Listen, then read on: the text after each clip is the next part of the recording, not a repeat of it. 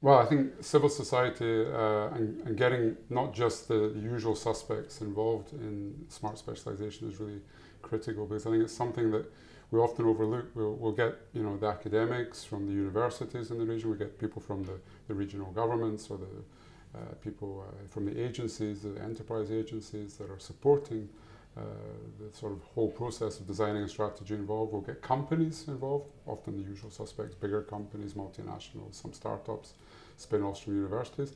And then we forget that actually what we're trying to do is transform our societies and economies through this process, or at least contribute to that. So I think one of the key aspects also nowadays is we talk a lot about mission-orientated innovation. So we're trying to not just create an innovation for one company, for one organization, but actually try to change the way our societies work. So try and reduce energy, improve mobility, improve healthcare, and so on. So a lot of the aspects of smart specialization actually touch on how to make things better for not just a few companies or a few organizations, but the whole of society. So if you want that to be effective, you actually have to involve users, people, normal people like us, in that process. And I think that's also very hard, because although people will have ideas, they're busy, they have their daily lives and so on. So how do you actually involve stakeholders beyond the usual ones in the process? So I think there are obviously groups that are charities,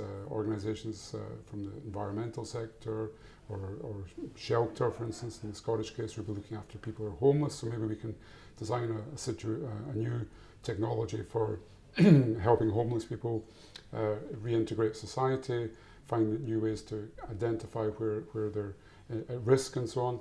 And these can be very, these can be very useful in applications that are not necessarily high tech, but can just be ways of supporting society. But I think trying to integrate people into those is a key task. And I think some of the applications we've developed through the platform allow that process. We allow ways of identifying needs in society, but also involving people in the whole process of designing the strategy. And I think applying those applications, not just to companies and academics, but also to broader groups in society, is something we've tried to work with. I think there's a lot of work still to do, but I think it's an objective we set out to work on that we hope to further develop in the future.